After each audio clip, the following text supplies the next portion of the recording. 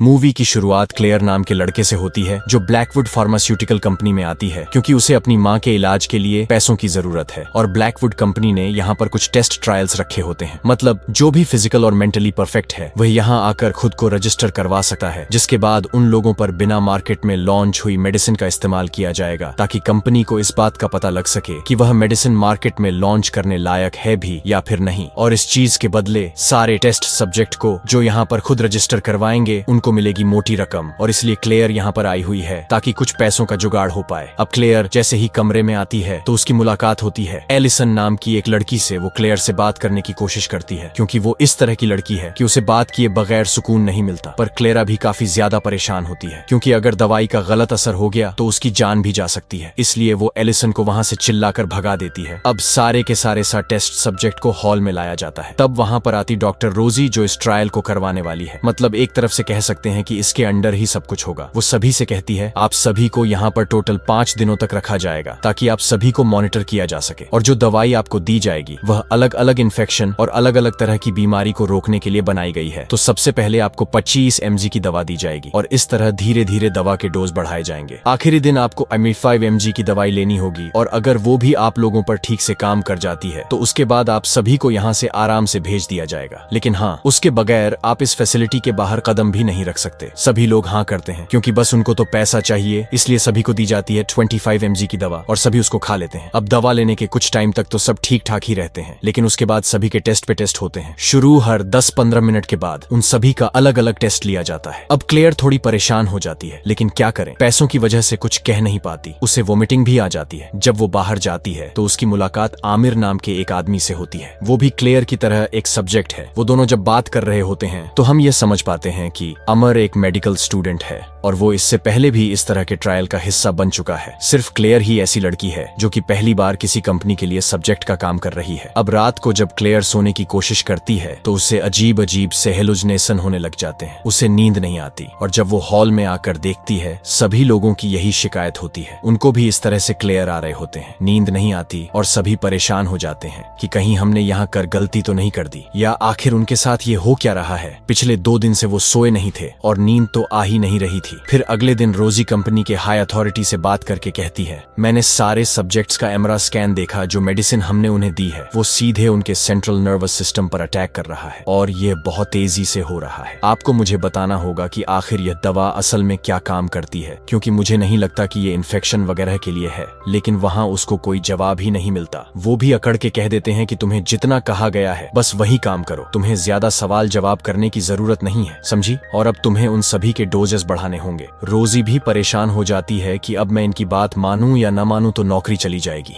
वो मान ही लेती है। फिर अब अगले दिन सारे टेस्ट सब्जेक्ट्स को 5 mg से ज्यादा की डोज दी जा रही होती है। अब ये देखकर सभी कहते हैं कि हमें तो कहा गया था कि 0.3 mg की डोज 5वें दिन मिलेगी, लेकिन 0.3 mg की दवा अभी क्यों दी जा रही है, वो भी 3-4 गोलियां एक साथ। रोज भी कहती है कि कंपनी ने रोल बदल दिए हैं। अगर आप इन सभी गोलियों का इस्तेमाल करते हो तो आपको 30,000 यूरो का बोनस दिया जाएगा, और क्या चाहिए था। सभी को सब खुश पैसा सामने होना, तो मतलब और कुछ सोचने का मन ही नहीं करता, और सभी गोलियां खाने लग जाते हैं कि पैसे मिलेंगे। इसीलिए सारे बेवकूफ लोग उन गोलियों को खाने के लिए बिल्कुल तैयार हो जाते हैं, इस बात से अनजान कि आगे इन गोलियों से उनका क्या हाल होने वाला है। अब 30,000 यूरो मिलने की खुशी में सभी बड़ा जश्न मनाने लग जाते हैं, लेकिन पार्टी के बाद ही उन्हें नींद आना शुरू हो जाती है क्योंकि वह 4 दिनों से सोए नहीं थे। वहीं रोजी उनकी हालत को देखते हुए दोबारा हायर अथॉरिटीज के पास जाती है और इसके बारे में बताती है, लेकिन वो लोग तो रोजी को उल्टा डोज बढ़ाने के लिए कह देते हैं। रोजी को भी समझ में आ जाता है कि जरूर यह कंपनी कुछ गड़बड़ करने वाली है। इनका इरादा तो लग ही नहीं रहा इनको जिंदा बाहर निकालने का। तभी उसकी ये सारी बात आमिर सुन लेता है, और रोजी के जाने के बाद वह उसके सिस्टम पर बैठकर सारे सब्जेक्ट्स के स्कैन को देखता है। उनके दिमाग पर इस दवाई का क्या असर हो रहा है वो देखकर बिल्कुल डर जाता है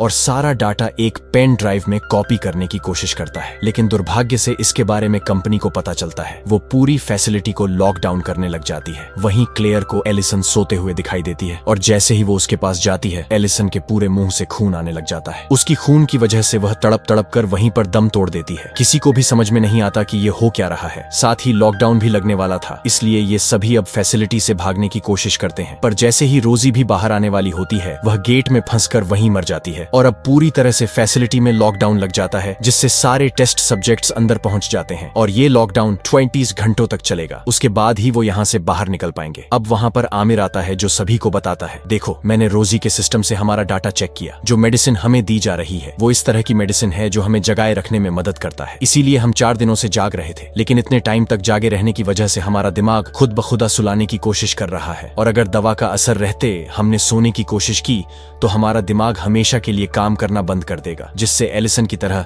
हम सभी की जान चली जाएगी। हमें सिर्फ 24 घंटे और इंतजार करना होगा। उसके बाद दवा का असर कम हो जाएगा और तब हम यहाँ से निकल पाएंगे। तभी हमारा इलाज हो सकता है। यह भी हो सकता है कि हम कुछ दिनों के लिए कोमा में चले जाएं, लेकिन बचेंगे जरूर, इसलिए कुछ भी करना, पर सोना मत। अब ये सुनकर सारे लोग एकदम परेशान हो जाते हैं कि ये कहाँ फंस गए हम पैसों के चक्कर में। अब आमिर सभी को किसी तरह की एक दवाई देता है जो उन्हें जगाए रखने में कुछ समय के लिए मदद कर सकता है, पर वो यह कहता है कि इसका इस्तेमाल तभी करना होगा जब नींद कंट्रोल से बाहर हो रही हो। इसलिए सभी उस दवा को अपने पास रखकर इधर उधर काम में लग जाते हैं ताकि कैसे भी करके वो खुद को बिजी रख पाए। लेकिन जैसे जैसे समय गुजरता है उन सभी को हेलुसिनेशन आने लग जाते हैं। आमिर को ऐसा लगता है जैसे रोज जिंदा हो गई है और वो काफी डर जाता है, लेकिन अगले पल वो कैसे भी करके खुद को संभाल भी लेता है। वहीं पॉल नाम का एक आदमी को भी हेलुसिनेशन आ जाते हैं। उसे ऐसा महसूस होता है कि कोई उसे अपने पास बुला रहा है, इसलिए वो उस आवाज का पीछा करना शुरू कर देता है और पीछा करते करते किसी अंधेरे कमरे में पहुंच जाता है। इसके थोड़ी देर के बाद सभी को उसकी बॉडी मिलती है, यानी कि हेलुसिनेशन की वजह से वो सो गया था, जिस वजह से उसकी मौत हो गई। अगले सीन में क्लेयर को जब नींद जैसा महसूस होता है तो वो अपने हाथ को स्टॉप पर रख लेती है ताकि जलन की वजह से उसे नींद ना आए, पर इससे बेचारी का हाथ जल जाता है। इसलिए वो सारे लोगों से कहती है कि मुझे नहीं लगता कि हम 24 घंटे सरवाइव कर पाएंगे, हमें यहाँ से बाहर निकलने का कोई रास्ता ढूंढना ही होगा। पर आमिर कहते हैं कि इसके अलावा तो कोई दूसरा रास्ता है भी नहीं, तुम चाहे कुछ भी कर लो लेकिन यहाँ से बाहर निकल ही नहीं सकते। पर कोई भी आमिर की बात को ना मानते हुए क्लेयर के साथ ही सब चले जाते हैं और सभी मिलकर कुल्हाड़ी की मदद से दीवार को तोड़ने लग जाते हैं। फिर कई घंटों की मेहनत के बाद उन्हें दीवार के दूसरी तरफ दरवाजा महसूस होता है। उन्हें लगता है कि मेन गेट आ गया है, लेकिन वह कुछ और ही होता है, जिस वजह से सभी समझ जाते हैं कि उनकी मेहनत बर्बाद हो गई। अब कुछ और लोगों को आमिर पर शक होने लग जाता है कि हो ना हो कंपनी के साथ यह मिला हुआ हो, तभी तो उसको सारी चीजों का पता है। अगर हम आमिर को मार कर उससे पूछ लेंगे तब वह बता देगा और हम यहाँ से तभी बाहर निकल सकते हैं। लेकिन तभी अचानक वहाँ पर लाइट चली जाती है, जिससे सभी घबरा जाते हैं और इधर उधर फ्यूज ढूंढने लग जाते हैं। बड़ी मुश्किल से क्लेयर को फ्यूज मिल जाता है, इसलिए तुरंत लाइट चालू हो जाती है। इसके बाद वो सभी आमिर को भी पकड़ लेते हैं, उसको बांध देते हैं, क्योंकि सभी को लग रहा होता है कि इन सब के पीछे आमिर का भी हाथ है। लेकिन सभी बिना वजह ही बेचारे पर शक कर रहे थे। वो तो उन्हीं की तरह खुद भी इस कंपनी के लिए एक टेस्ट सब्जेक्ट से ज्यादा कुछ नहीं है, लेकिन अब दिमाग खराब होता है ना। तो वो सभी जबरदस्ती उससे पूछने की कोशिश करते हैं कि आखिर यहाँ से बाहर कैसे निकला जाएगा, ये बता दो ना, बताने पर तुम्हारी जान चली जाएगी। तभी रे नाम का आदमी जैसे उसकी जान लेने वाला होता है। सही समय पर क्लेयर उसको रोक लेती है। अब कुछ टाइम के बाद वेनेसा नाम की एक महिला स्लीपिंग मेडिसिन वाला इंजेक्शन चुपके से आमिर को लगाने की कोशिश करती है, क्योंकि उसे ऐसा लग रहा था कि आमिर पर दवा का कोई असर नहीं हुआ है और वह सोएगा तो भी उसे कुछ नहीं होगा। लेकिन इससे पहले कि वो इंजेक्शन लगा पाती उसे हेलुसिनेशन आ जाते हैं और आंख लगने की वजह से वह तड़प तड़प कर मर जाती है। अब यह देखकर आमिर सभी से कहता है कि कोई नहीं बचेगा, एक एक करके हम सब मारे जाएंगे। किसी को मेरी बात पर भरोसा नहीं था ना, अब बस अपनी बारी का इंतजार करो और कुछ नहीं। तभी क्लेयर को भी हेलुसिनेशन आ जाते हैं, जिस वजह से वो काफी हद तक नींद में चली जाती है। पर इससे पहले कि क्लेयर पूरी तरह नींद में जा पाती, वो नींद भगाने वाली दवा का इस्तेमाल करके वापस होश में आ जाती है। तभी उसको दीवार में एक दरवाजा दिखाई देता है जिसे छुपाने की कोशिश की गई है। अब ये देखकर क्लेयर समझ जाती है कि जरूर यहाँ से बच निकलने का रास्ता होगा, इसीलिए वो जैसन नाम के एक आदमी के साथ उस दरवाजे को तोड़कर अंदर आती है, जो कमरा टस्प वाला है। और वहाँ पर एक लिफ्ट भी होती है जिसकी मदद से बॉडी को नीचे ले जाया जाता है और ये लिफ्ट अब इनके लिए यहाँ से बाहर निकलने का रास्ता बनेगी। इधर आमिर को रोजी दिखाई देने लग जाती है, जो उसे भड़काने की कोशिश करती है